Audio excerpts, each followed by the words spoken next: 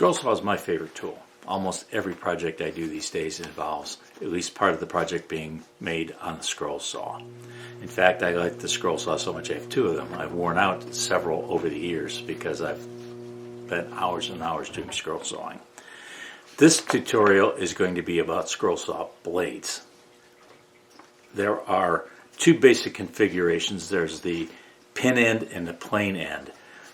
My scroll saws have plane end. The entry-level saws will have a pin end.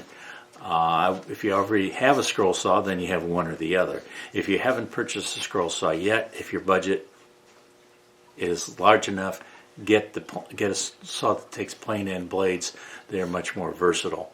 Conventional wisdom, to which I subscribe, is that you should try different blades from different manufacturers.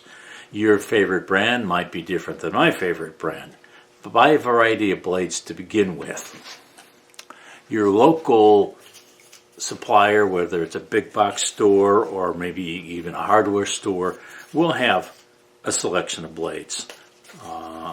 So buy some different ones to begin with. They usually come in packages like this, blister packs with 12 blades. Try the different configurations. I've become a fan of the Pegasus modified geometry blades. They keep them in one of these little test tube type containers. I buy them now sometimes as much as a gross 144 at a time of each size, the sizes that I use frequently. So what are the different blade configurations? The first is a regular tooth blade. They have evenly spaced teeth. Where one tooth ends, another one starts.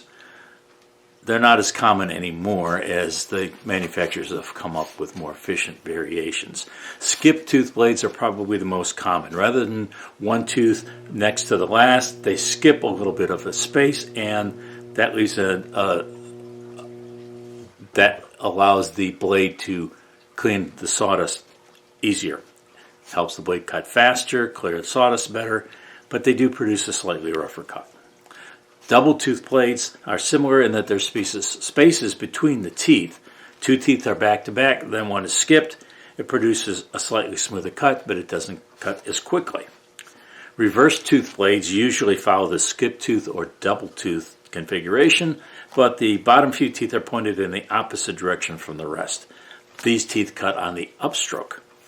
They don't leave as much bottom splintering as the previously mentioned blades, although in my experience there's a certain amount of bottom splintering with every blade I've ever used.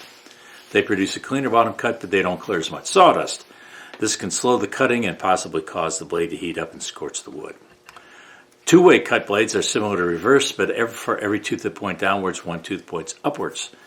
This slows cutting even more, but it produces a much smoother cut. I don't believe I've ever used a two-cut blade.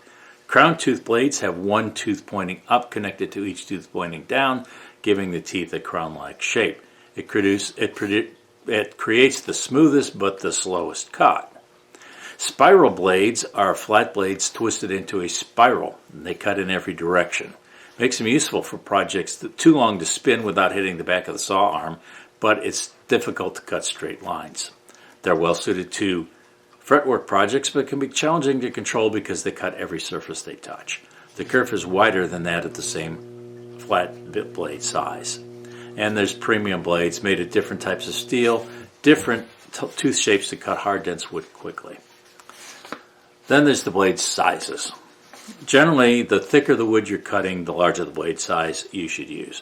My rule of thumb for my work is that you use a number 3 for 1/8 to 1/4 inch thick stock, a number 5 for 1/4 to 3/8, a number 7 for 1/2 to 3/4, a number 9 for 3/4 to 1 inch, and a number 12 for anything above 1 inch thickness. There's other factors as well. The harder the wood, the heavier the blade you're going to need. The tighter the turns, the smaller the blade you're going to need. If the blade's too small, it's likely to break. If it's too large, you won't be able to make tight turns.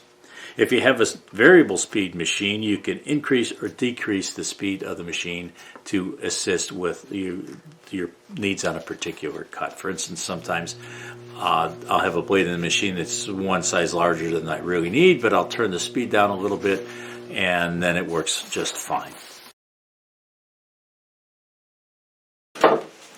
You've got your scroll saw.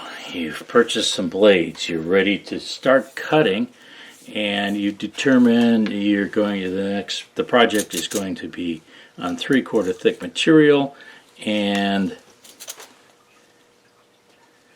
number 9 blade will probably be the best one for that. I mentioned these already. The Pegasus number 9 modified geography blades. Actually, they come in a bunch of different sizes, but that's a number 9. I keep them in these little test tubes. There happens to be a rack on the side of my scroll saw to store those test tubes. Now, which is up? Which way is up? These blades are pretty small. The blades are pretty small. How can you tell which way the teeth are facing? In fact, this is a reverse tooth, so there's some teeth pointing down, some teeth pointing up. How do you mount it in the scroll saw? Well, my method is easy. You take the blade and you run it across your thumb like this. And there's a little bit of resistance that way, but when I go it this way, there's a lot of resistance. So that means most of the teeth are pointing this direction. So that's going to be down, and so I want to mount the blade, face it with those majority of the teeth pointing down. I have a jet scroll saw, but I've replaced the blade holders because I wore them out with Pegasus. Now every saw is going to have different configuration of upper and lower blades holders. Mine is I replaced with the Pegasus. There's simply a little mechanism here that you twist by hand.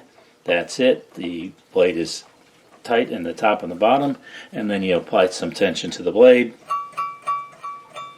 and you should get a sound there indicating that the blade is tight. That's the mounting process.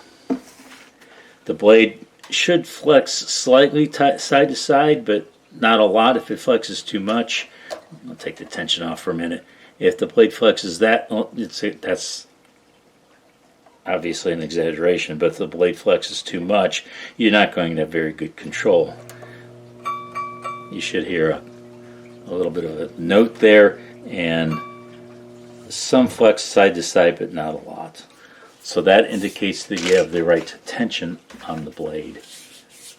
Some manufacturers put a light coat of oil on the blades to protect them in shipment, and if that's the case, they might want to slide a little bit. So the best thing to do in that case is to have a small piece of sandpaper near your scroll saw and just run it over the top and the bottom edges, so that you've removed the oil and you've roughed them up a little bit, so the blade holder's going to hold them better.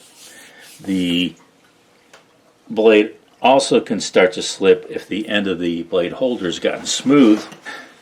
Here's one of the blade holders from the original on the Jet, and it's basically the same as that. And if the end of this gets smooth, it's going to have a hard time holding the blade in place. Again, a little piece of sandpaper, rough it up a little bit, and it will hold better. The other thing I found that happens sometimes if this blade holder wants to start slipping is I will remove it all the way, put a couple drops of Loctite on there, and use that, and that will help keep the blade from slipping. The other incident, a problem you might have with blades is breakage. Blades will break if they overheat and they lose their temper. That's why many scroll saw users use painter's tape or packaging tape on the top of their pattern, and they attach the pattern to that because the tape provides some lubrication to the blade. If you have to start using more pressure, it's an indication the blade is getting dull. Time to replace it with another. Blades are relatively cheap, and use them till they start getting dull, toss them, put in a new blade. Another indication of blade getting dull is that you're starting to get some burning. On a large project, you might have to replace the blade several times. Don't worry about it, that's normal. And as I already mentioned, blades are relatively cheap. Above all, scroll sawing should be fun. Purchase different types of blades. Skip tooth, reverse tooth, crown tooth, modified geometry. Use the different types. See what works best for you and your style and for the type of work, the type of wood that you are using. And actually, the same blade might not be appropriate for every project. You might want to use different blades for different projects. It's experience that will teach you what you need to do. Like any other skill, you get better with experience.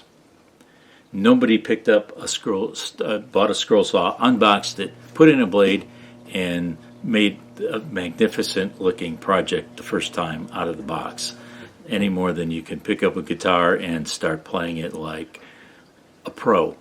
It just doesn't work. It takes time, it takes practice, but have fun with it. Start with simple projects, work your way up to more complex projects.